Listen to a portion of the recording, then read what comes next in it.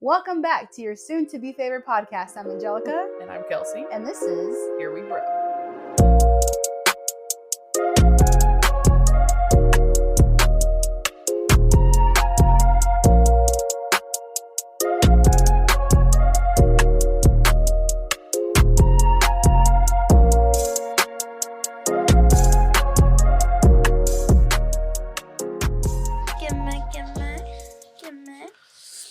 What's up, guys? Hello. We're back and we're matching. I can't really hear you. Hello? How about now? Yes. Okay. Okay. Yes, we're matching. We're matching. We went to Pacers Fan Jam yesterday and it was so much fun. So cool. The fun that I expected. Yeah. It was like a kickoff to the season. I didn't know until Coach Carlisle was like, "Oh, it's 5th day of training camp."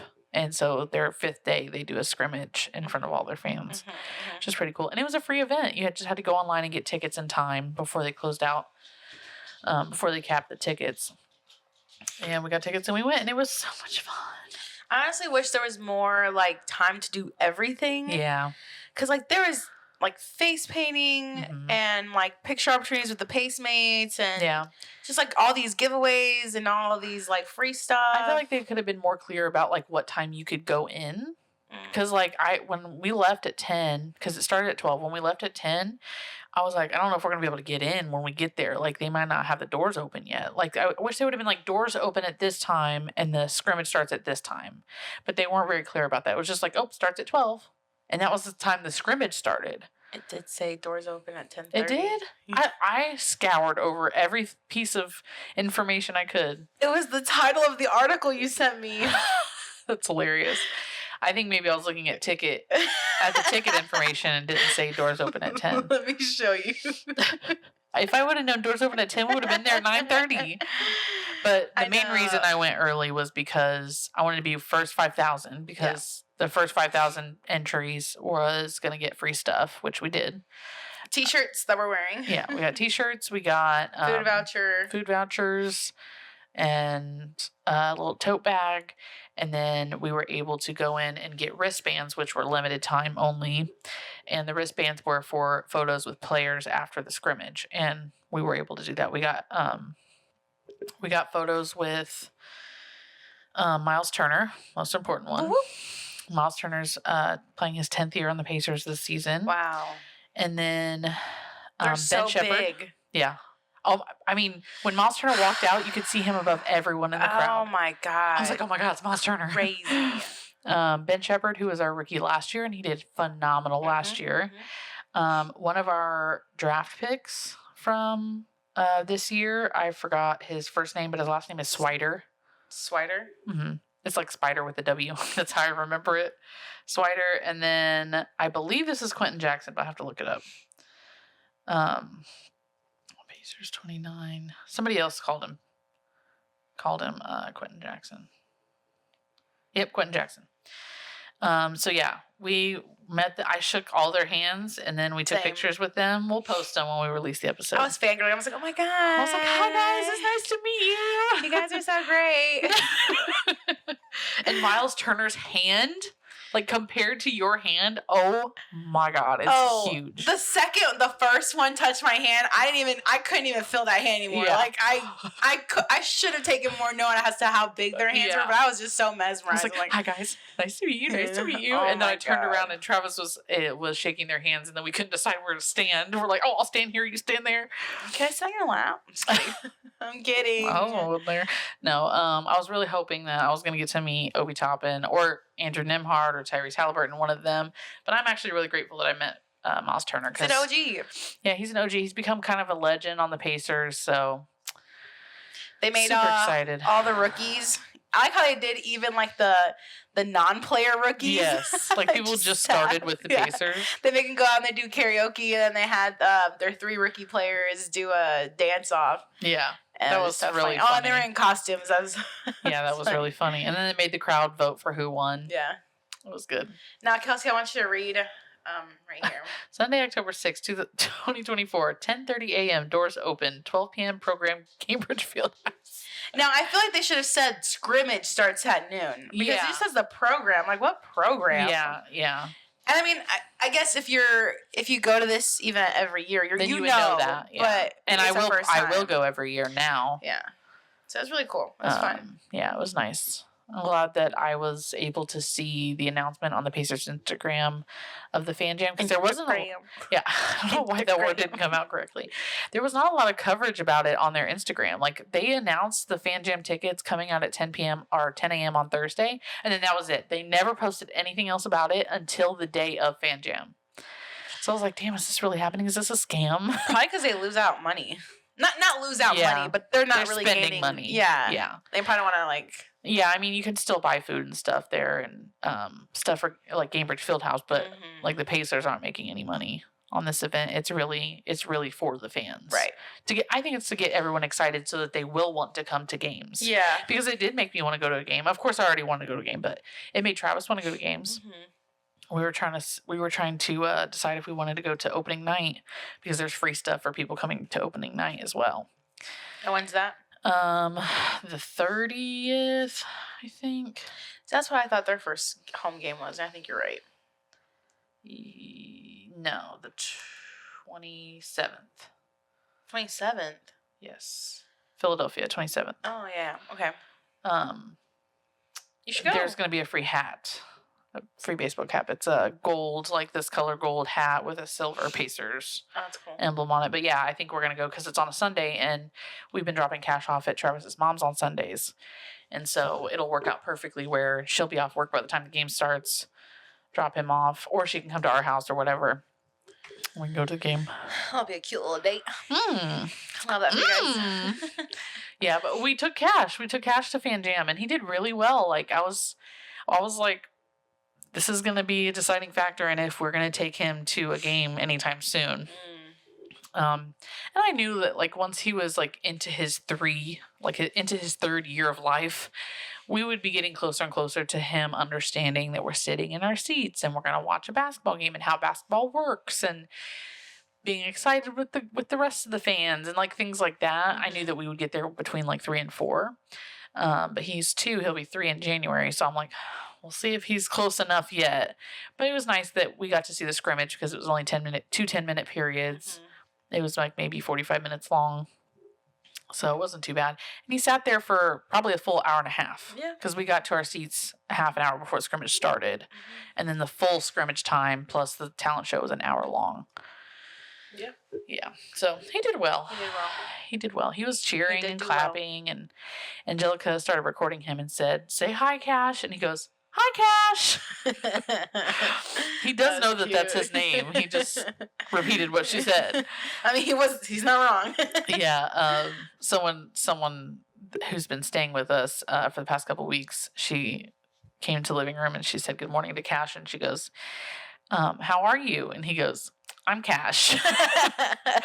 And I think he thought she said, "Who are you?" But he's like, "I'm Cash." And then he goes, points at me and goes, "And that's Mommy." So if you're taking roll call of who's in the room right now, I'm Cash and that's Mommy. Well, there was a kid that they had at Cambridge, and it was like, "How are you?" And he goes, "I'm 7." Oh, yeah. He was on the court and they were asking him questions. Or no, maybe it was, "How old are you?" And he was like, "Good." Yes, that's what it was. Like, no, "How old are you?" Yeah. Yeah, that was cute. Yeah, it was really cute. It was fun. Quote of the week. Quote of the week. Don't make yourself small for anyone. Be the awkward, funny, intelligent, beautiful little weirdo that you are. Don't hold back. Weird it out. Yes. You'll find your genuine people. Yes. Say the weird thing. Yeah. Wasn't that a trend? Yeah, say the weird thing, yeah. Say the weird thing. And people will say some weird things. With some weird shit. But true things. They were true. Yeah. Whatever people said, they were true. Oh my gosh. No, but like don't let people put you in a box. We were just talking about this before we started recording. Don't let people put you in a box and make you believe that you're smaller than you are, because you're not. And I feel like maybe a year ago from now, I would have believed that I was supposed to fit in that box. And now I'm like, no, I don't fit in that box. I know I don't. I know I'm intelligent. I know I'm smart. I can figure things out. I see the world in a very unique way that actually helps people. So I'll be proud of that. Well, it's also a perceived box. It's not a true box. Yes, that's true. You know what I mean? Absolutely. We have scary stories for you today. Spooky time. You ready? Yeah. Sorry we missed last week's episode. So that would have been our first October episode. But we're here. I did have COVID. Oh, I didn't even tell you all about COVID. So I do not have COVID, but I'm just congested. That's to be. No, I'm just kidding. I'm gonna say he took a test. It was negative. Yeah, that's true. I just got whatever he got. Yeah. We She's share been cooties. kissing boys, whatever. She's been kissing boys. Just one. Just one boy. Just one boogery one. Oh God, that's so gross. So, sorry. Not last week, but the week before last. If not last week, but the week before last, I started feeling sick on Monday night. Now y'all have heard me talk about my robot, right? The robot that I picked out for work. Oh, I was like, huh? You're like, what? You have a robot? I want a robot. The robotic filling machine that I picked out for work that I convinced our owners to buy. It's been a long time coming. It's been months and months and months. And it was supposed to be delivered last week on Tuesday. Monday night, I go home. I have a runny nose. I'm like, oh, it's just a runny nose. It's fine, whatever. Some sinus drainage. I'm like, okay, maybe I'm getting a cold. It'll be fine. I'll tough it through work. It'll be fine. Tuesday morning comes and I message my boss and I'm like, hey, I'm going to get up and start moving around to make sure, but I had a runny nose yesterday and I think I have a cold. And she's like, okay, well, if you come to work, we're going to test you for COVID to make sure. Which apparently some jobs don't give two shits about if you test positive for COVID or not, or if you decide to come to work or not. But my job does. We're a small business. We can't afford to lose a whole bunch of employees. Oh, I'm going to talk about it after you. We can't afford to lose a bunch of employees to COVID at the same time because we have to have somebody to run the business. Mm-hmm. There's only like 18 of us total.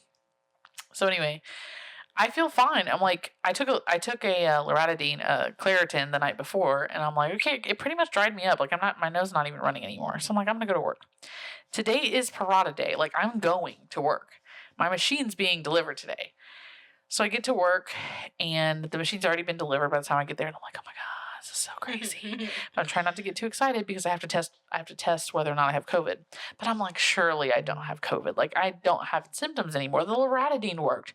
Loratadine doesn't work for COVID. Loratadine doesn't work for COVID. That's dumb. So they give me the COVID test. I go into another room. I do it. As soon as the water line goes past, both lines show up. And I'm like, are you fucking serious? I cannot believe I have fucking COVID right now. So like, okay, you got to leave. And I'm like, oh.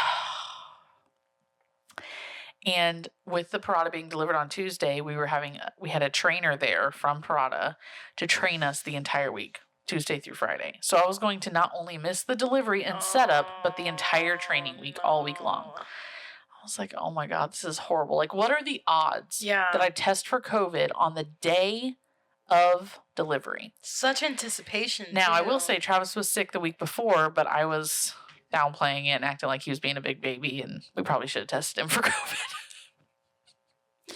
Hindsight's 2020. Hindsight's 2020. COVID, or Cash also had COVID, obviously, because at this time he was also exhibiting cold symptoms. So I went home, and on the way home, my body started getting really achy, and I'm like, oh, yep, that tracks. That's the vid. That's the vid right there.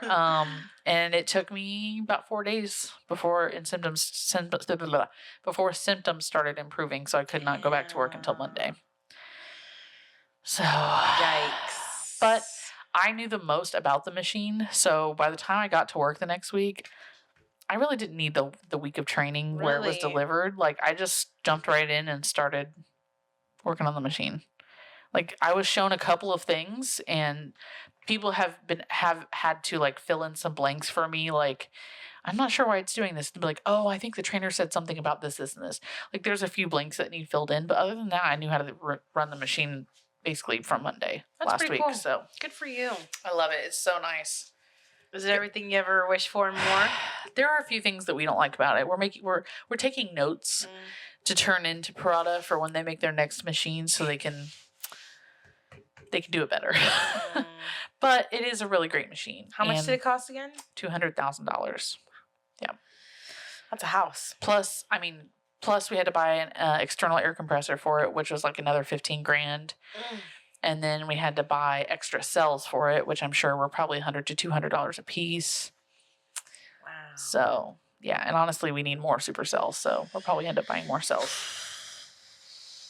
Well, I'm glad you're feeling better. Tell us about how your job doesn't care about COVID. Yeah, so I read the text message on Tuesday morning. Tuesday, right? Yep. Yeah, Kelsey says I tested positive for COVID and I most likely exposed you over the weekend. I'm like, okay. So like me, I've never tested positive for COVID. And I never will. And like, if you didn't hear that, she knocked on a bunch of different surfaces around her.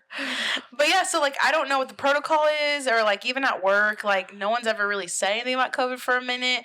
I even looked at the handbook, like because I'm that kind of person where it's like I will exhaust all my resources before I go and ask somebody. Yeah. So I went and looked at the policy handbook, and it only said like if you tested positive. So then I'm like, okay, well, what does it mean like if you've been exposed? Like I don't know what to do. So I go downstairs to my boss and I said, hey, so my friend who I was with all weekend, she said she tested positive for COVID.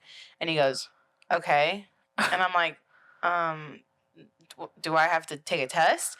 And he goes, do you want to take a test? And I said, yes. And he said, more power to you. And I was like, thanks.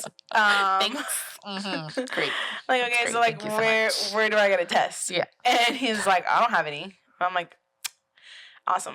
Yeah. So like, what do I do? Yeah. And he's like, I'm like, okay. So you don't care? That's great. Yep. I'm like, all right. And then I think he thought that like I was trying to get off work, but I wasn't. Like, I'm just trying to do the right thing, bud. Right. Like, trust me, I do not want to miss out on money. Yeah. I need the money. Oh my God, I might have jury duty on Thursday. Oh, I have to remember to missing call. out on the money. Yeah, I have to call Wednesday night and see if I'm selected. Hey guys, did you know? We have merch. Like really nice and cheap merch. Really nice and cheap. Like t-shirts are like $15. $15. And we have magnets for $5 and stickers for $5. Yep. That's the cheapest thing on the store. We also have phone cases, hoodies, hats. Do it for the matriarchy merch, which those t-shirts are around $15. So go check that out. You can find it in our link tree on our Instagram, Facebook, and TikTok. Or if you can't find it, just message us and we'll help you. Get one for yourself, your mom, your dad, your girlfriend, your boyfriend, your kids, your grandma, your grandpa, aunt, uncle, brother, your cousins. sister. Everybody. All right, go check it out. Okay, bye. Okay, let's get into our stories. Get into it, yeah. Me first or you first? I'll go first. Okay. Okay. I specifically looked up mimic and doppelganger stories. God damn. So I think they're the best ones. They are. They're so scary. I know. We'll see if this is I'll say funny. Oh, Cash started saying funny, but he can't say the F sound, so he says punny. He's like punny. Oh wait. Also, it was my niece's Sorry guys, we haven't seen you in 2 weeks. It was my niece's first birthday yesterday, so happy birthday to her. Yes. And then my nephew's turning 2 on Friday, so happy birthday to him. Happy birthday. Yeah. Happy birthday. Beautiful babies. Beautiful babies. Okay. Around 15 years ago, when both of my kids were toddlers, I was putting them to bed one night, and my son was adamant that he wear his favorite red race car pajamas. I happily obliged, helped him change into them, and tucked him into bed. Then I sat down at my kitchen table with a friend who had come over to chat and catch up. The way that my apartment was set up, you could see my kid's bedroom doorway from the kitchen table. My friend and I were talking for a while before we were suddenly interrupted by the sound of my son screaming. We both turned and looked at the bedroom doorway and saw my son standing there loudly crying, shrieking, and wearing his green pajamas with airplanes on them. Everything inside of me was screaming that this was wrong. The hair on the back of my neck stood up on end, and a cold shiver shot down my spine. My friend and I wordlessly stared at each other for a second. We both knew that my son couldn't change his pajamas by himself yet. We looked back at the doorway, and my son was gone. We ran to the bedroom and found him tucked into bed, still sleeping peacefully in his red race car pajamas. No. My friend asked me if I saw him standing there in his green airplane pajamas, and I confirmed that I had. No. My friend freaked out and left. I would too. I'm like, bitch, I'm leaving, bye. Well, I wouldn't leave my friend alone. But I would also leave, though. Either we're both leaving or we need to call somebody else over here to help us. Yeah. Oh, my God. I slept on my kid's bedroom floor that night to make sure nothing happened to them. I would probably do that, too. My friend and I still talk about it to this day. It's one of the craziest things that's ever happened to me. My son, of course, doesn't remember any of it, but he loves hearing the story of how his doppelganger scared the crap out of us. LOL. LOL? Girl, throw the whole child away. The fact that they both saw it, though. Yeah, that's the scariest part. Usually doppelganger stories, you're like, oh, maybe they were just imagining things, or like they had a psychotic break, or like something can be explained. No. First comment. That's one of the freakiest stories I've ever heard. Oh, no. I've had that with Bolin a couple times, but I could just be sleepy brain, where I think he's outside, and the next thing you know, I hear his little pitter patter, and I'm like, what the fuck? Like, I could have sworn I just let you outside, but apparently I didn't. It happened to me like once or twice. Damn. I know, it's actually like a really creepy feeling. Like, what the? Hang on, I just let you out. Yeah. Or someone else let him in. I'm just kidding. Oh my God, Kelsey. It's your turn. It's your turn. Why would you say that? If you know how I felt, why would you say that? I'm sorry. Oh my God. Okay. God damn. Your turn. Your turn. All right. I have not read through these, so I never read through that one, so that was a surprise to me. I didn't look up anything specifically. I just looked up scary stories on Reddit, so hopefully it's a good one. Okay. It's long. Oh, Lord. That's really long. Well, that's really long. Do you want to pick a different one? No. We'll see how it goes. Okay. Let him cook. Okay. All right. It says, I'm a police officer that quit his job after a paranormal experience. Okay. I'm not a superstitious person. I didn't believe in ghosts or demons until now. Yeah, stuff happens that can't be explained, but I just want you all to know that it took more than a couple of flying spoons or a door opening on its own to scare me out of my job. Since the department didn't find any reason to keep this police report confidential, I will now detail you everything I can on what happened on the scariest night of my life. Okay. Got me hooked so far. I'm a little concerned. We had just received word from dispatch to check out a noise complaint in a small neighborhood whose name I will not disclose for their privacy. It was me and my partner. Let's call him Paul, and I'll go by Mike.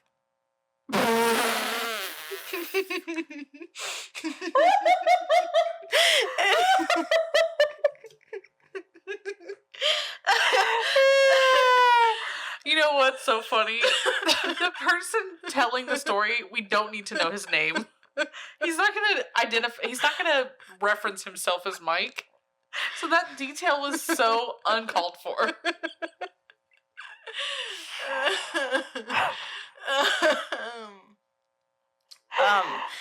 Sorry. Wait. Let's recover so I can cut that part and it won't be weird. No, I don't want you to cut it. You don't want to cut us laughing? No, it's only us. It's an inside thing. Okay. Okay. I like to react. I want people to be confused. Like, why are they? I keep it in. Okay. Keep it in. That's what she said.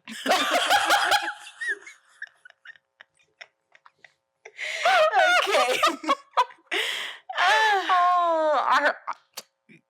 I heard y'all laughing. Y'all was laughing at that. Y'all at work laughing at my "that's what she said" joke. Okay. What are the odds? I know. What are the odds? Okay. We arrive sometime after midnight. The street is dead. Everyone is sound asleep at this point. We park our patrol car in front of the aforementioned house and exit the vehicle. We knock on the door and let our presence known. Police, is anyone home? A little girl, 8 to 10. Oh, hell no. Oh, no, it's a little girl. I thought you were going to say a little girl, 8 to 10 feet tall.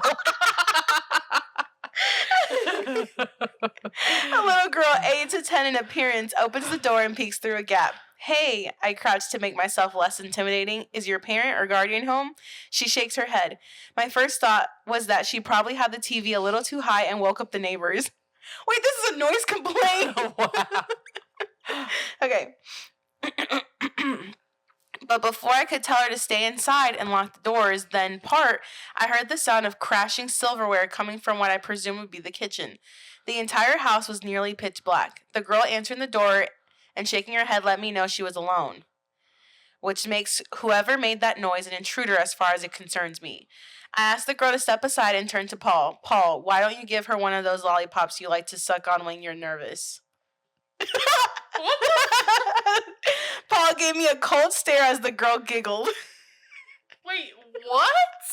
Why? What? Wait, hold on. Why would you word it that way? Why? Especially in front of a little girl. Paul, why don't you give her one of those lollipops you like to suck on when you're nervous? I mean, it's a dig at Paul, but like... Yeah. What are you doing? What are you doing? This is inappropriate. This is the wrong time. Also, you could have cut that out from the police report. You have to put that in there. And in your Reddit story. That's what I meant, yeah. Oh. It's trying to make a joke. Okay. They went to go wait by the car as I slowly pushed the door all the way open. Police, if there's anyone in the house, please let yourself be known. Without a warrant, I had no right to enter the building. I tried my best to spot whoever made the noise, but it is too dark to see. Just any sign of a threat and I would be justified to search the house, but nothing. I left the door open and headed back towards Paul and the girl. Hey again, I don't think we introduced ourselves. I'm Officer Mike. This is my partner, Paul. If I may ask, what is your name? She said her name is Maribel. That's a pretty name. So Maribel, again, if I may ask, where is your family? As soon as I had finished my sentence, the television in the living room turned on, volume fully up. Me and Paul quickly turned in surprise and could see the television playing static from outside. We put Maribel in the backseat of the patrol car for her safety, as no civilians were allowed in the front seats. We then, again, against our better judgment, entered the house. We tried every switch in the house, but no lights came on. While wandering the house cautiously, I would catch a person standing in the mirrors. I thought it was Paul, but every time I looked behind me, Paul was nowhere to be found. I like how you stopped swaying. You're like, you stopped. For the audio listeners, I was swaying back and forth while she was reading, and then I stopped when she said I caught a person in the mirror. Mm-hmm. As I returned to the front door along with Paul, we both jumped as running footsteps echoed down the hall. We detached our firearms and aimed at it at the source. The footsteps got louder and got closer, but no one ever appeared physically. Lamps, chairs, and other stuff started getting thrown around by an invisible force as the footsteps reached us. We sprinted out of the house and waited by the front yard. The footsteps seemed to stop, followed by the police siren that went off. I ran to the car and silenced the siren. I looked back at Paul, who seemed shocked. You all right, Paul? He takes a lollipop out of its package and puts it in his mouth. Yup. What the fuck? He sucks on the lollipops when he's nervous. So he's like, I need a lollipop. I mean, it's better than a cigarette, I guess. Yeah. I open the rear door and check on Maribel. You okay? She nodded her head, so I walked back to Paul. No, she's not okay. And why did the sirens on the car go off? Yeah. Okay. I don't know what to make of this, he said. Yeah, me neither. No, seriously, ignore the running invisible man that knocked everything down for a second. All the family photos, pictures on the wall. He points at Maribel. She's not in any of them. Oh. I'm going to get a screenshot of your face like that. I think this is really good police work, though, that he was looking at the family photos and noticed. Yeah. Wait a minute, this girl's not in any of them. Yeah. Oh, hell no. Especially after already being scared. Like, you figured that out. Yeah. I know, yeah. Like, that's not what I would be thinking. No. Like, I was like, oh, photos, whatever. Yeah. Okay. So what are you thinking? The footsteps led outside, then the siren goes off. There's a million buttons in that car. What are the chances? Paul, are you trying to tell me that Maribel is haunted? How do you explain what we just saw? I'm sure there's an explanation. The TV turns on when we take Maribel outside, prompting us to check it out. Someone or something shows up in the mirrors but ducks away. I remember wanting to shut him up, not because he wasn't making any sense, but because he was. I know you've seen it. It was prowling around. Then it runs outside and gets in the car, tries all the buttons. I think a ghost is trying to get to the girl. I just stood there, not sure what to say. I think the girl is the ghost. Yeah. You just said she's not anyone. Right. Okay. But they're not thinking logically at this point. Yeah. I just stood there, not sure what to say, until Paul decided to start walking back towards the house. Paul, what are you doing? It only shows up in the mirrors. That's how we find it. Oh, hell no. What? We ain't going back in that house. Hey, call for backup. There's no one. There's no living person there. I almost said, call the police. There's no living person in there. The investigation is over. Find the girl's children and move on. Oh, that was a car outside. I looked at you because you were like, find the girl's parents. You said find the girl's children.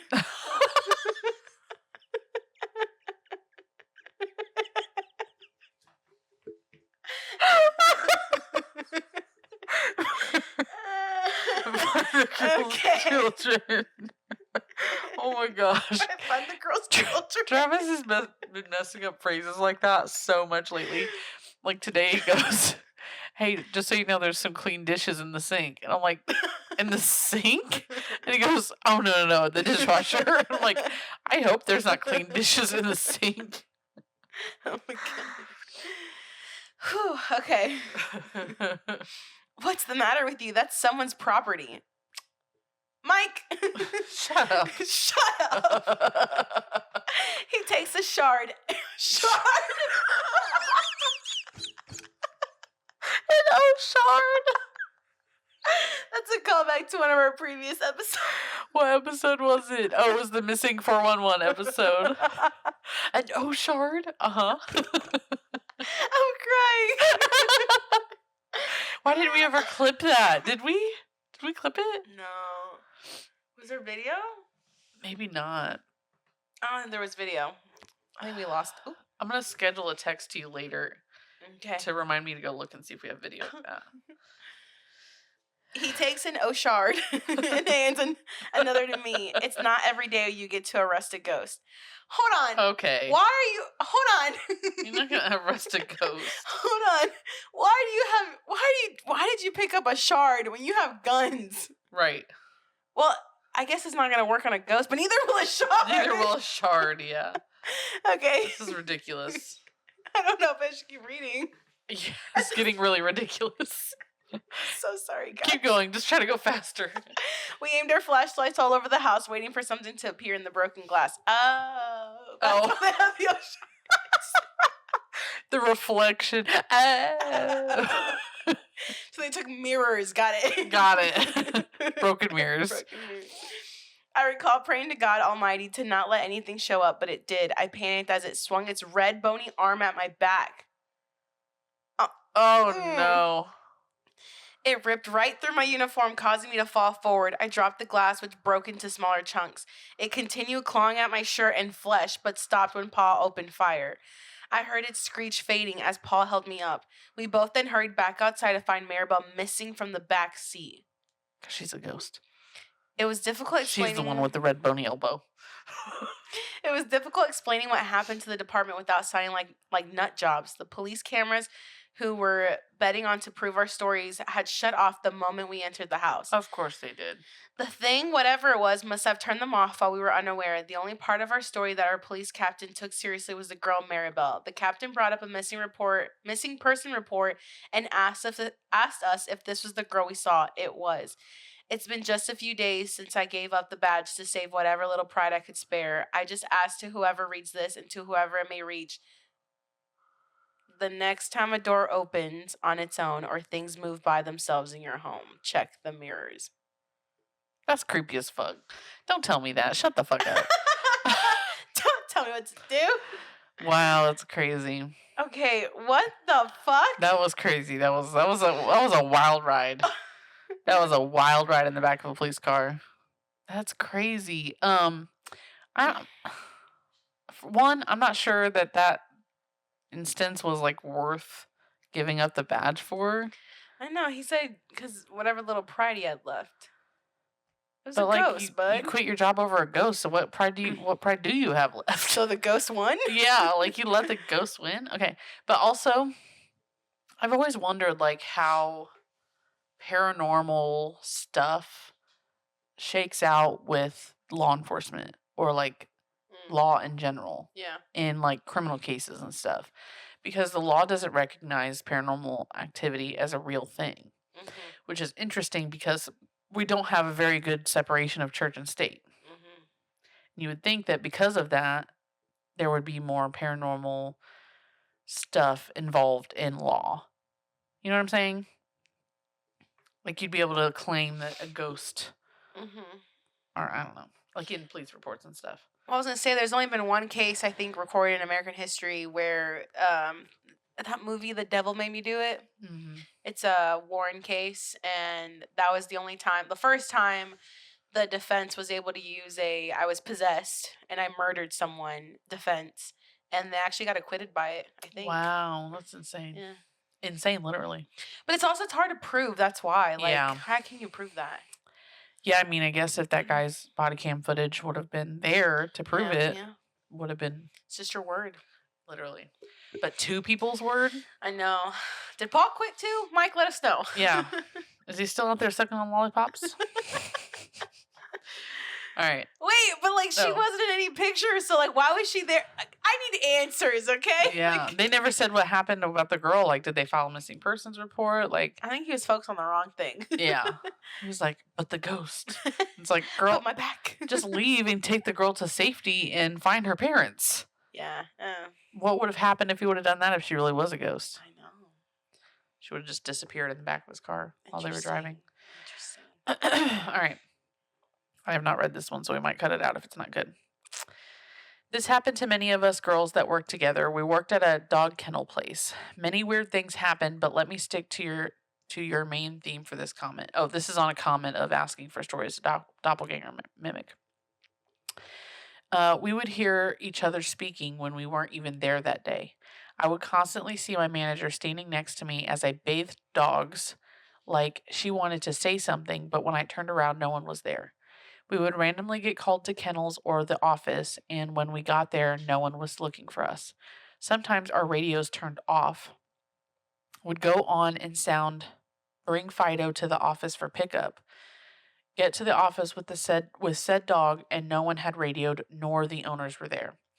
Twice, one of my friends texted me mad because she saw me talking to my manager on my day off and was upset I didn't go back to talk to her for a bit. I didn't go in. We called it the mimic or imitator, and it was always the same 3 of us that were mimicked. Huh? Oh, no. No. Yeah, that's creepy. No. Here's another short one I'll just read really quick. My girlfriend and I were setting up some furniture in her basement. I told her I'd be right back, went out the door and up the stairs to get to the bathroom. She had come up a minute later and was asking if I had come back downstairs. I hadn't. She began to explain to me that I came back into the basement, stared her down, and walked into the laundry room. She went to investigate to see what was wrong with me, but nothing was there. I had been in a whole different area of the house. Oh, no. The house was built in 1912, and it's very active. Her mother has seen a mimic of my girlfriend a few times as well. Oh, no. No. That shit is so freaky. Like, yeah. How? Okay. What is it? What is it? What is it? You know what I mean? Like, Yeah. what is that? What is it? Well, I don't know the answer. I know, but like, is it a glitch in the system? Yeah. Is it paranormal? Like, what is it? Good questions. Good questions. Like, I don't understand. Is it a holograph? Is it like a I really think it's like what is it, like timelines like messing up, or like timelines yeah. interfering with each other. Yeah, a lot of people say doppelgangers are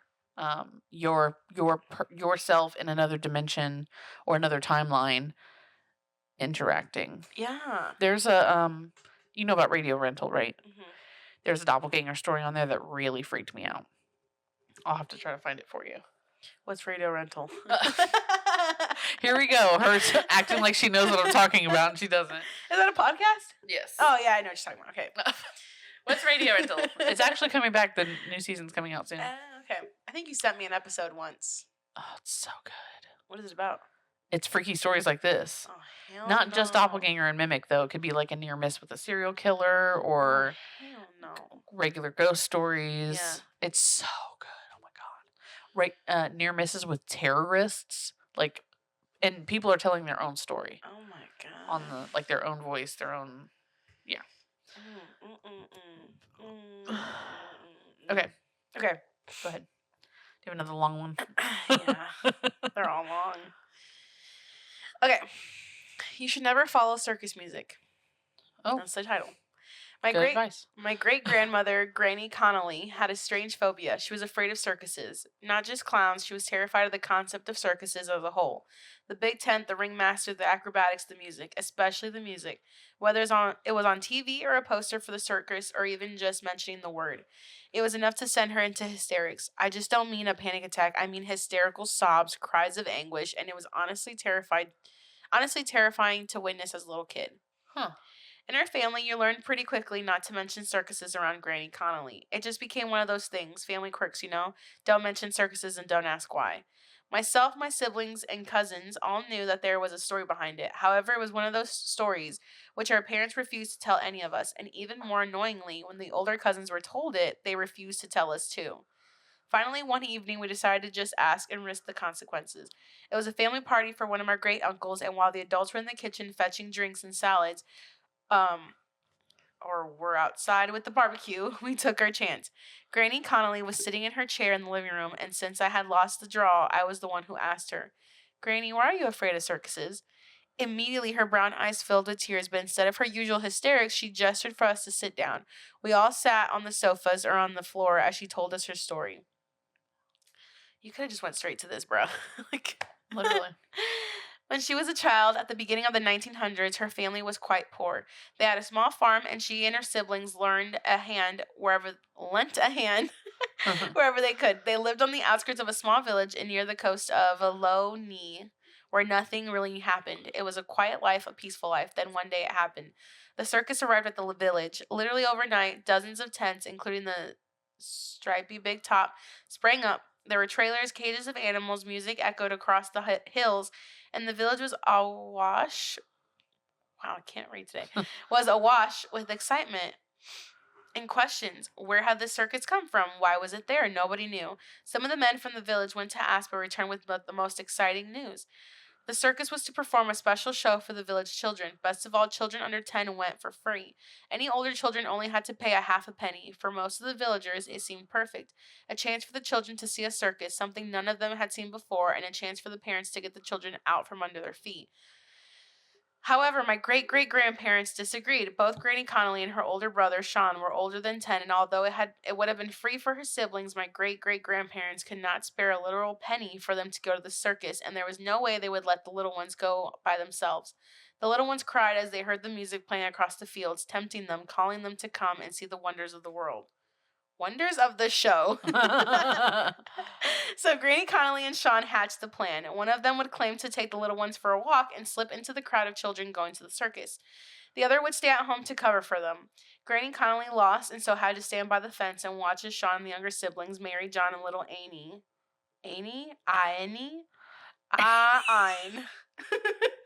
Little what? Little Amy. Little A-een. What? Spell it. It's an A with a hyphen, or not a hyphen, with the accent. I-N-E. Ain. Ain, maybe? Yeah. Ain. A. Headed towards the circus. She could hear the music as they walked down the path. Mary holding John's hand, little Aini in Sean's arms. Oh, they never came home. I was thinking that too. Like, these children are getting for free without their parents. Like, they want these kids to come, but not their parents. As the night drew in, the villagers realized that their children had never come home. Even more horrifying was the absence of the music. The music which had sounded across the village all day had stopped. From the village square, they could see that the field where the circus tent had stood was empty. There was not a trace of the circus, not the tents, nor the animals, and especially not the children. The entire county searched for miles around. In all four corners of Ireland, they searched for weeks, unable to understand or explain how a circus in a villages children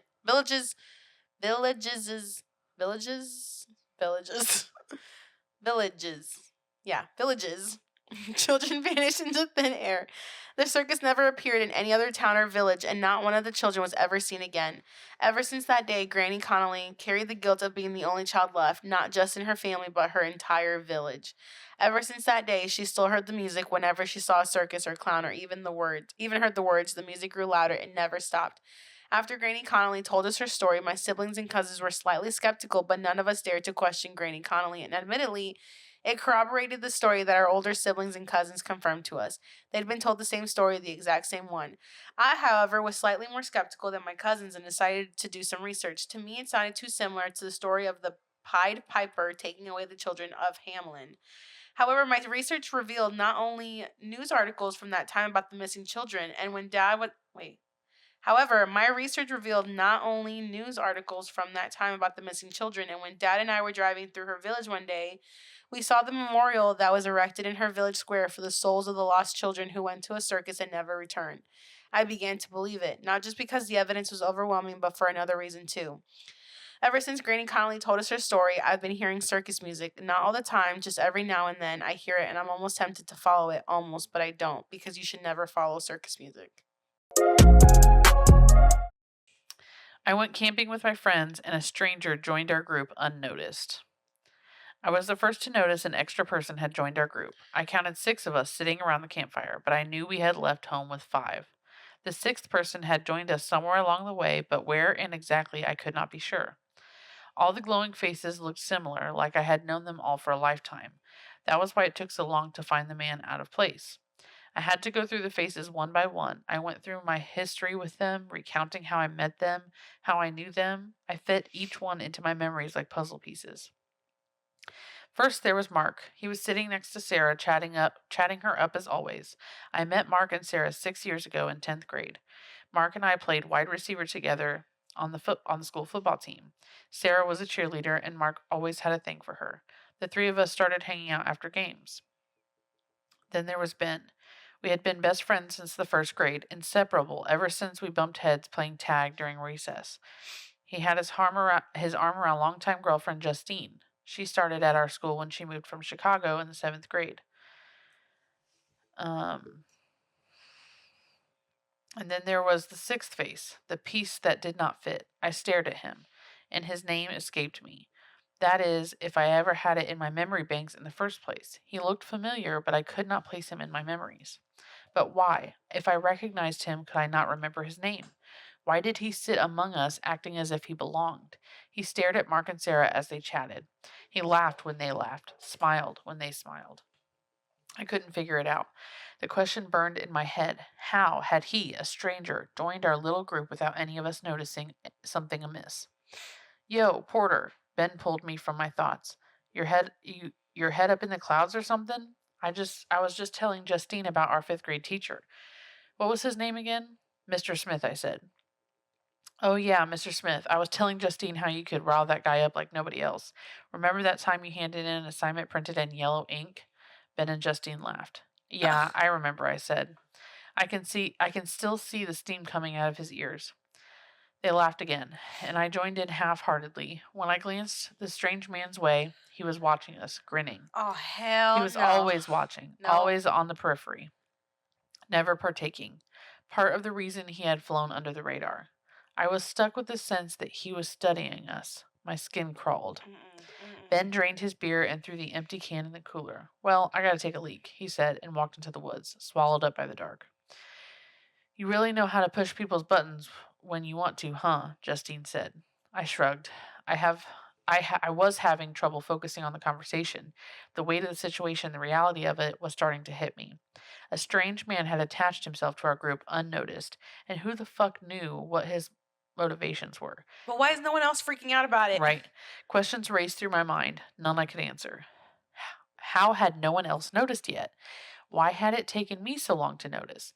Why was I going insane? Did I have amnesia and forget this one friend of ours? What in the hell was going on here? The strange man stood with jerkiness. I gotta take a leak, he said.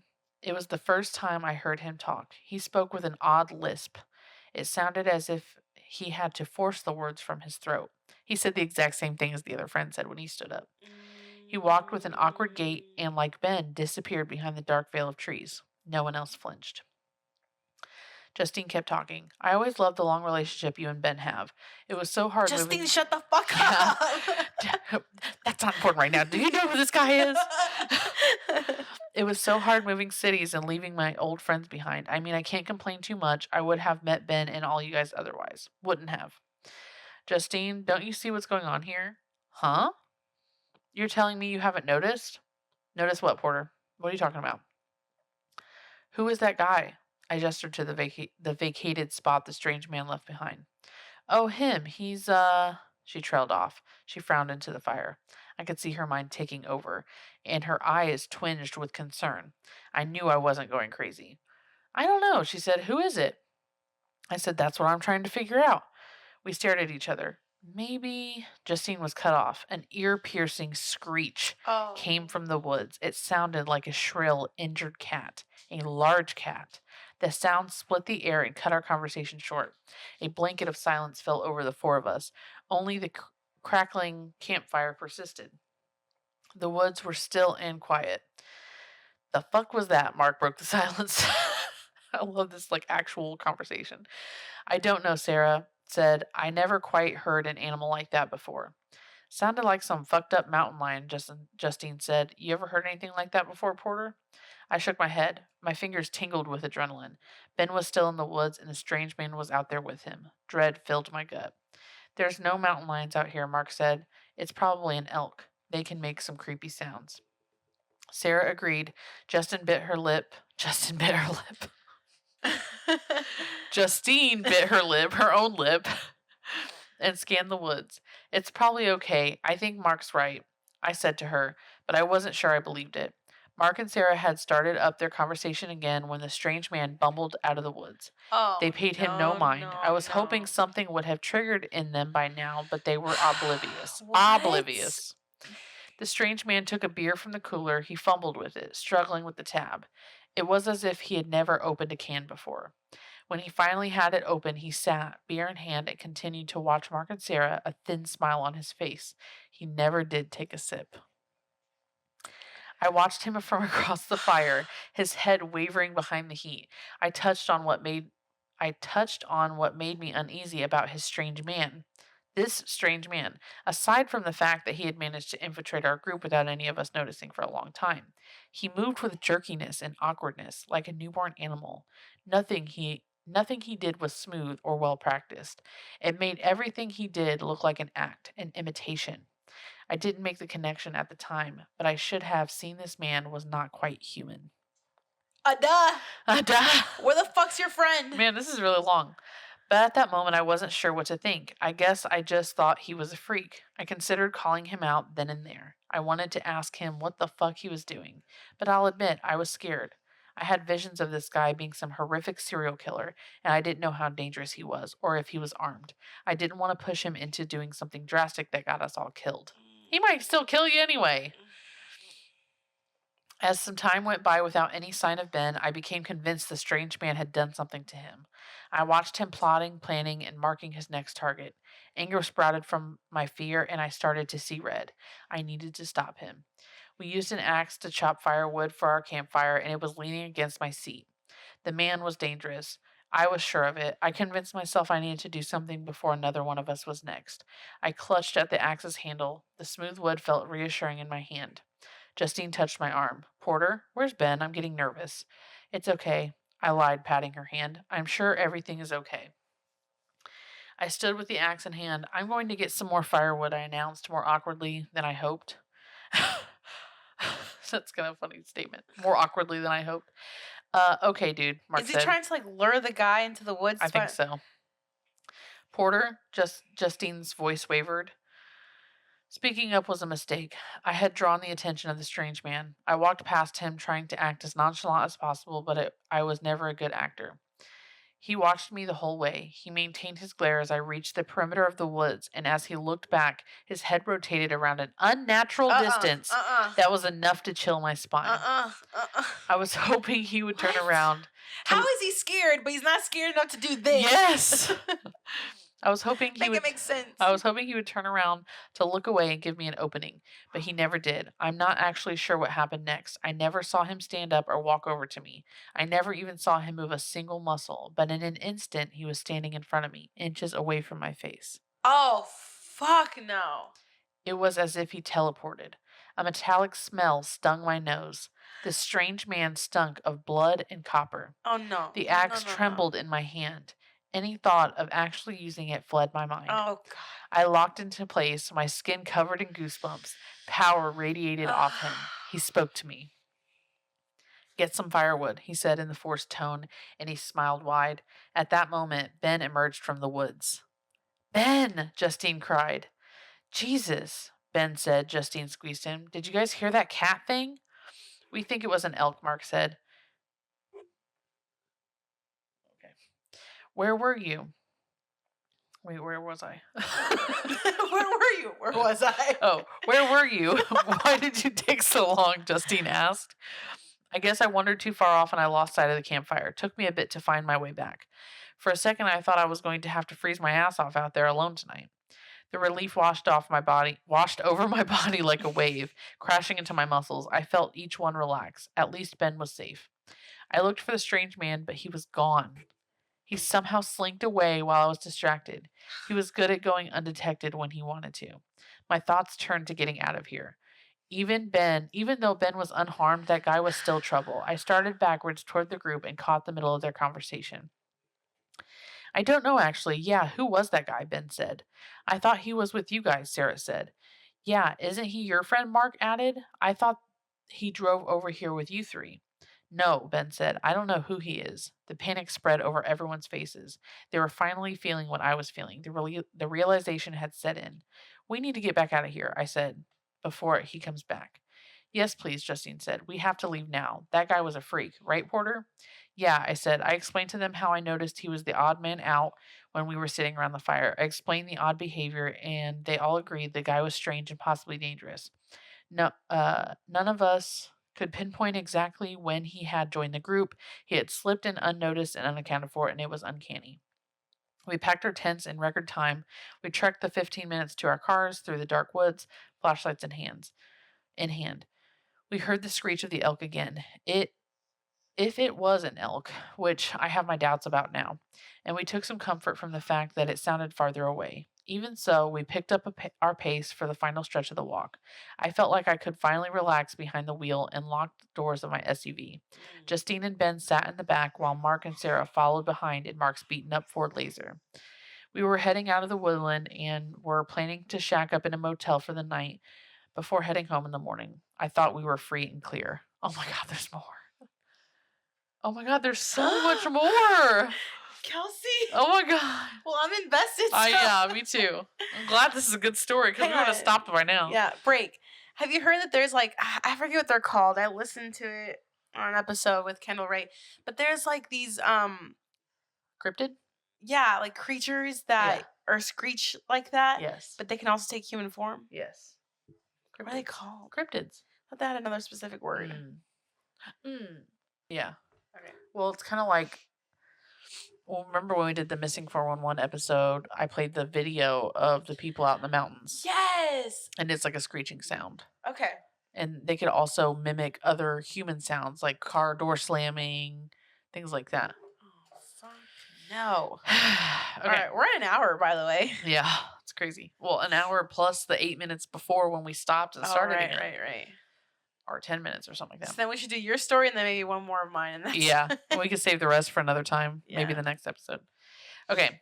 We wound our way around the dark roads that snaked through the woods. I let a smile open up on my face when we finally reached the exit road. It was an arrow straight stretch of asphalt that split through the last few miles of woodland. I pressed on the accelerator. I couldn't wait to get the hell out of there, and I think Mark was feeling the same way because he sat close on my rear bumper. I remember thinking, at least we'll have a strange tale to tell after this. I didn't think it was about to turn into a horror story. Whew. Here we go. Are you listening? The trees and the dashed lines on the road blurred past us. My headlights reached out for the seemingly endless road, and my speedometer, needless needled its way towards, I was really reading that wrong, needled its way towards 100 miles per hour. I don't know what possessed me to go that fast, and I wish Mark didn't follow my lead. It was a mistake. The strange man appeared from behind a tree. He walked into the middle of my lane. Oh. I slammed on the brakes. No, it was run too him late. over. Yeah. I slammed on the brakes. It was too late. The next sequence of events happens so fast it plays like a slideshow in my mind. The tires screeched, and there was a smell of burning rubber. The strange man folded over my bonnet and got sent flying down the road. He skated across the pavement on his back, moving with such speed it looked as if he was gliding on ice. More tires screeching. Mark flew past in the opposite lane, fishtailing. He fought it, and for a moment I thought he had it saved, but the car hooked right into the trees. The sickening sound of crunching metal reverberated in the air. Mark's car slammed into a tree, driver's side first, sending fragments of glass and metal flying. Oh my God. The car bounded off one tree and into another. The front passenger side impacted this time. The front light exploded and the passenger side cavity caved in, sending a wheel bounding into the woods. The crumpled heap of a car came to rest. Justine was the first out of the door, crying out Sarah's name. Ben went after her, and I followed after him. Everything felt surreal as shock coursed through my body. It was as if I was watching through a screen. I floated over the asphalt as Justine and Ben sprinted toward the steaming wreckage. The crash scene dimmingly lit by my SUV's one remaining headlight. There are two screams I'll never forget. They imprinted themselves on my brain, and I'll hear their echoes at night forever. If I happen to get Alzheimer's later in life, I know the last thing to go will be these screams. The first one I heard was when I was 13. It came from my mother.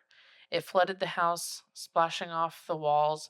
I ran out of my room to see her crumpled at the front door with two police officers standing by. They had notified her that her eldest son, my brother, had died. The second came from Justine when she saw what was waiting for us in that Ford Laser. Mark was unrecognizable. He was a shattered mess of bone, skin, and blood melded and intertwined into the crumpled steel. Sarah was blinking slowly, her breathing labored, her one arm shattered, broken into many pieces, too many pieces to count. Her legs crushed at the knees from the front of the car, which crumpled back into her leg space. Her legs would have been flat if I could see them. Justine turned away and fell to her knees, face buried into her hands, shoulders heaving. Ben tried to comfort her, but he had to turn away and throw up off the side of the road. I pulled out my phone and struggled to dial 911. With my fingers shaking, I kept pressing the wrong numbers. My voice was small and distant as I explained what happened to the operator. She told me to stay on the line, but as I looked down the road, I dropped my phone. Hang on, sorry. This is just for me. How did the second car? How did that happen? So he was following too close behind him, and they were going 100 miles an hour. So when the first car stopped, slammed on his brakes, he swerved around and then lost control. Okay. She told me to stay on the line, but as I looked down the road, I dropped my phone. The strange man was standing there. His grin reached from ear to ear, showing a grandstand of teeth. No. His shoulders shrugged up and down as if he was laughing. In fact, the fucker was laughing. Oh, no. If I were in shock, I would have gone after. If I were not in shock, I would have gone after him right then and there. I would have torn his heart, if he has one, right from its chest. But all I could do was stare, mouth agape, struggling to keep the tears from behind my eyes. What the hell? The strange man started from the woods. I watched him go, and I watched him change. I saw it. I know I did. This was no illusion, no trick of the mind. This was real. I saw him shapeshift. A shapeshifter? I saw its true form. We were dealing with something human that night. After countless hours of research, I believe I saw what others have called the Goat Man. Something human last night? You mean something not human? I think that's what he meant. Oh, okay. We were not dealing with something human last night. Okay. Its horns stuck out unevenly from its head. Its grinning snout bared rows of sharp teeth, and walking upright like a man in an awkward gait, it vanished into the shrouded woods. It has been 8 months since that night. I've only seen my friends a handful of times since then. Our relationships have shattered and are left in ruin. All we are now to each other is a stark reminder of that night. Mark is dead. Sarah survived, but as a triple amputee. Oh my God. Justine and Ben broke up, and here I am, rugged with a scraggly beard and uncut hair after spending every sleepless night researching the monstrosity that I saw that night, the Goat Man. I'm going back to those woods. So help me God, I'm going back. I'm coming for the Goat Man. I'm not stopping until one of us is dead. Oh.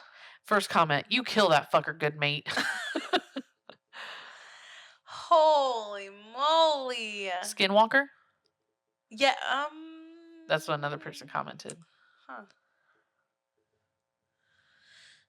You find What some a wild good ride. ones. What a wild ride. Wow. Should I read another one of mine? Yeah. Okay. Or you can read it. I haven't read them yet, so. Okay. Go to the next one. Just the title. Okay. I'm going to try to get through it. I know you guys probably. I know you guys probably. Go. When I'm reading and I'm so sorry. I can't breathe, okay? She can't breathe through her nose. I can't breathe through my nose. Okay. Let's get my ear itches. I want to go scratch it with my headphone on. Okay.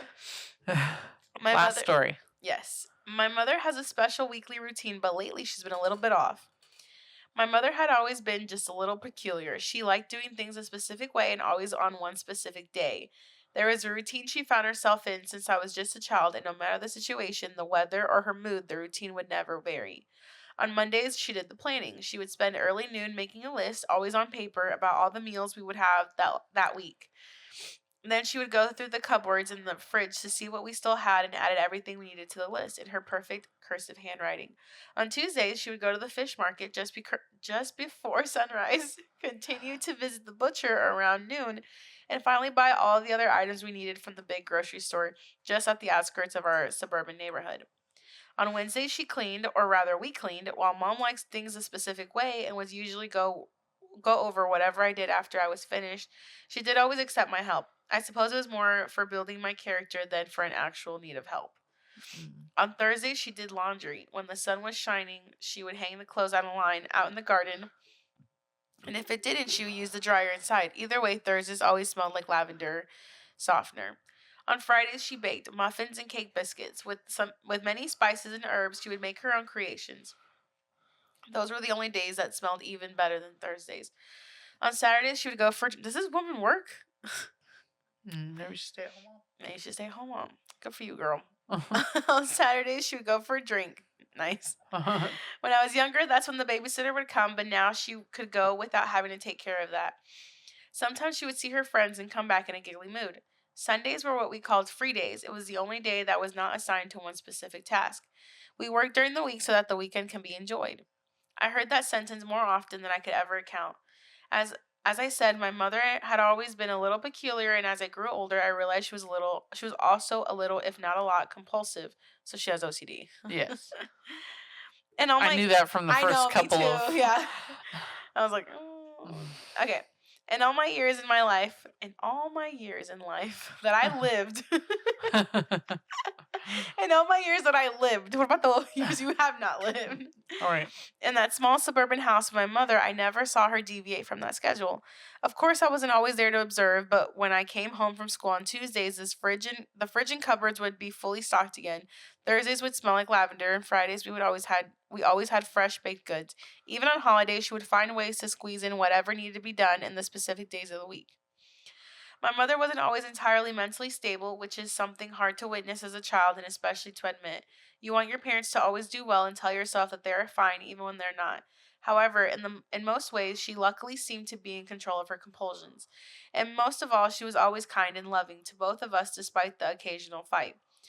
Especially as I grew older and resented her slightly old-fashioned ways. Still, we were a happy family, and in general, things were all right. Until last week when my mother, for the first time ever since I can remember, seemed to be out of sync. It started out on Monday when I woke up and found my mother in the living room watching something strange on TV. The sight of that was weird enough already because normally she would never turn on the television by herself, she would never turn on the television by herself before evening, and now she was sitting there wearing her flowery dress and high heels inside while watching something with complete focus in her eyes. "Mum," I muttered. Her head slightly turned to the left. She looked up at me and looked at me precisely. No words came out of her mouth. When I looked over at the screen to see what she had been so mesmerized by, I noticed the white noise. There was no channel on. I sat down next to her, tried to find the words to ask what was wrong, but I couldn't. She was acting as if everything was perfectly normal until Dad came down the stairs with his briefcase in hand. "Good afternoon, honey. Are you ready for lunch?" she asked him. My father tilted his head. He could tell that something was wrong, but he didn't mention it either. Instead, he only lifted his briefcase a little and said, "I must go to work." But of course, my mother smiled. I exchanged a concerned look with my father. He definitely knew that something was up, and I wondered whether they had a fight last night. Was that why Mom was acting strange? Before I could talk to him, however, he had disappeared, and Mom jumped up only 2 seconds later. "I need to go to the dry cleaners. You can make yourself something to eat, yes?" On Tuesday, I didn't expect to see my mother when I got up. At this time, she normally would be at the fish market to get the fresh catch. Fresh. To get the You said it right the first time. No, to get the freshest catch. Oh. Fresh-est. The freshest cash. Instead, I found her by the kitchen table, nervously writing something down. My dad was sitting opposite her, having scrambled eggs and bacon. I said, "Are you making a shopping list?" It was the wrong day, but at least she was acting a little more normal, even though she was wearing the exact same dress as the day before. My mother smiled and nodded. "Yes, is there anything you need?" "Eggs and milk. We're out of cornflakes, too." She nodded. "Good morning, kiddo," Dad said. They were both sitting together having breakfast, and so I thought that things were back to normal again. He emptied his coffee and got up. "Time for work," he called out. "Oh, honey, could you get some groceries on your way back? Salt, fish, and vinegar, please." Again, my father and I exchanged a look of confusion. Well, the one of mine was the one of confusion, but his looked to be a bit of distress. I nodded to silently tell him that I had things in control. Dad nodded back and then proceeded to head for the door. "Of course, honey." I wonder how old he is. The kid? Because how does your dad trust that you have everything in control? For real. I assumed this was like a 19-year-old. Like an older. Spoiling. Oh, what troubles you, my unemployed friend?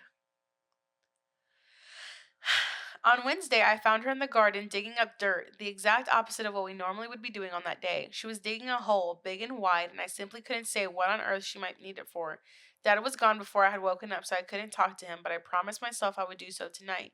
Something was wrong with my mother. At first, I was worried, but I started getting scared, both for her and of her. "Is something wrong?" my father asked that evening. It was difficult to find a moment alone. Mom always seemed somehow to be around. I hated that I had to get away from her to voice my concerns, but I was worried that she wasn't entirely stable. "She didn't do anything she normally does, and did you see that hole outside, Dad?"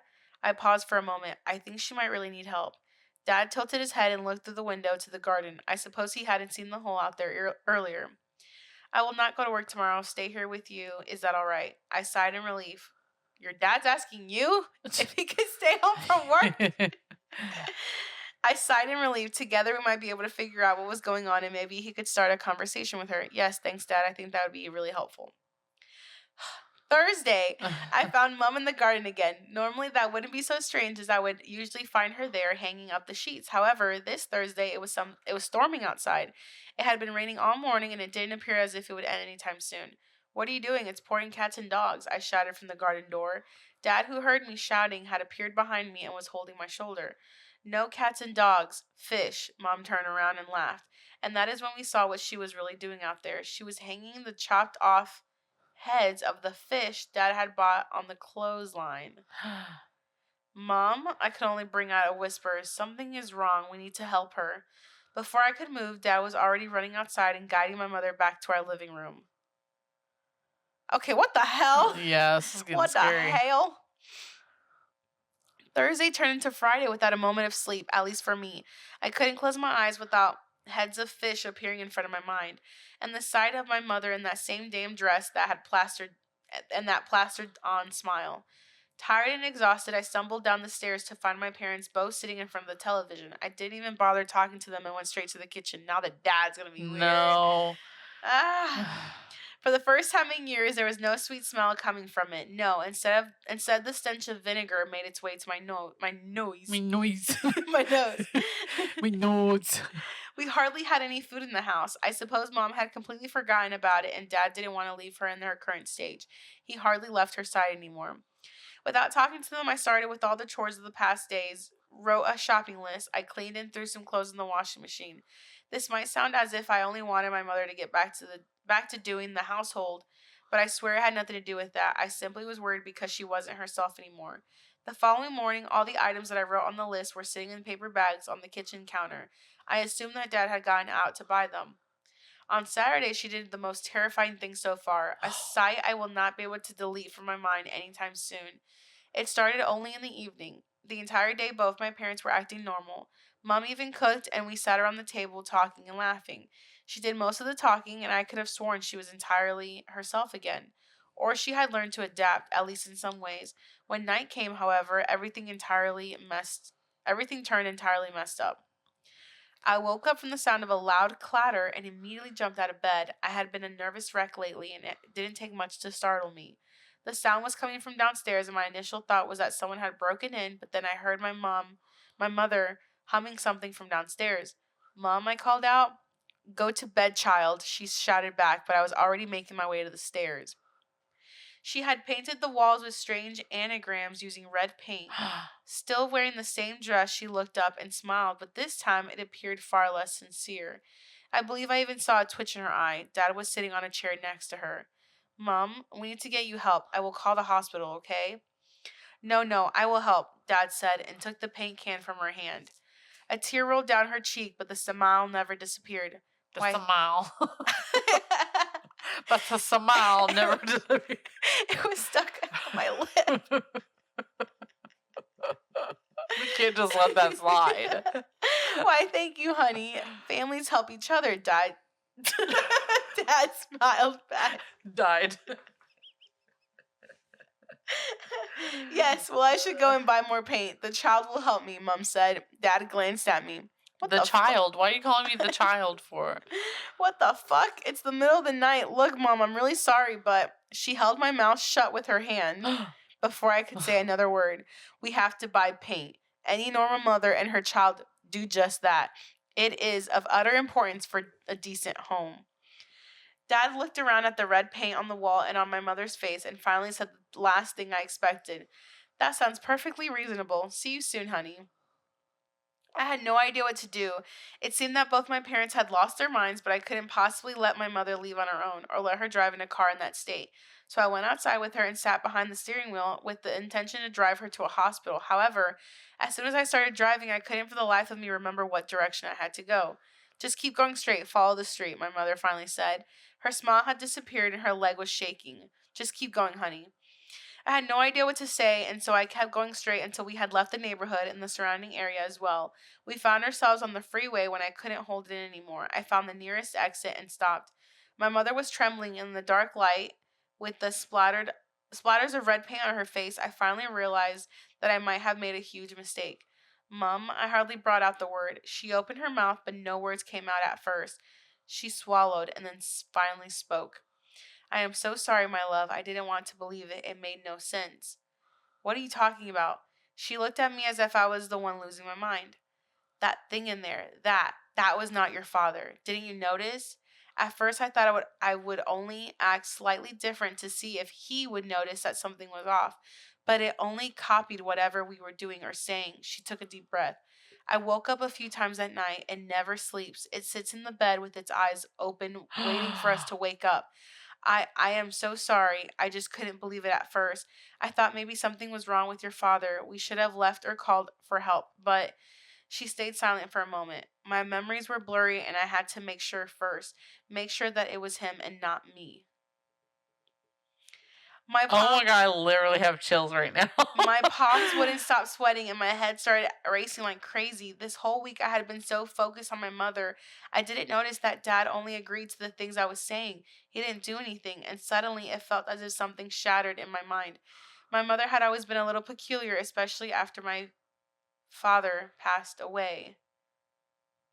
"Mom, that wasn't our home, was it?" I gulped. "How did we end up there?" She looked at me, a reflection of my own fear and confusion. "I have absolutely no idea. It must have somehow lured us in there and made us forget." What the fuck? Wait. What?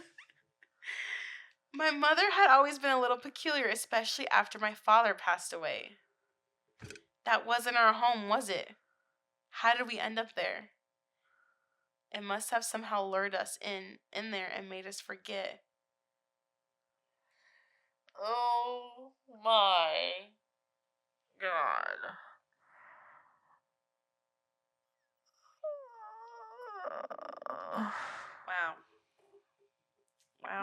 was a horrible story. I mean, it was good, but it was horrible. Holy shit. I'm reading the comments. What are the people saying in the comments? Just like crazy and... Wait, the first time the dad appeared seemed strange, then stranger still once he spoke. I didn't want to be rude and assume there was something wrong with him, but now it all makes sense. Okay, the first time he popped up, let's see. Yeah. Oh, it was when he came down the stairs with the briefcase in hand. So she was acting as if everything was perfectly normal until Dad came down the stairs with the briefcase in hand. Good afternoon, honey. Are you ready for lunch? She asked him. My father tilted his head. He could tell that something was wrong, but he didn't mention it either. Instead, he only lifted his briefcase a little and said, I must go to work. I must go to work. But of course, my mom smiled. And she was testing him there because she asked if he was ready for lunch, and it was probably breakfast time. Oh, my God.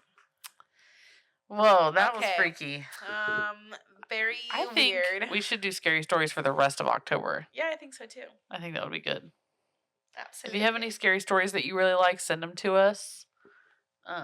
Or if you have a scary story of your own that you'd like us to read on the podcast, send it to us. And we'll do some more scary stories. Spooky October. Yep. All right. Well, we're going to have trouble sleeping tonight. What's that thing that Carol Baskin would say? Cats and kittens, kittens and cats, puppies and kittens. I don't remember. Excuse me. It's like right on the tip of my tongue. Excuse me. Cool Kelsey. cats and kittens. Hey, all you cool cats and kittens. Is that what she says? Is that it? Well. She might trademark that, so let's not say it. Okay, fine, whatever. All right, y'all. We will see you next week with some more scary stories. Send us in your submission if you have anything. Send it to us on Instagram.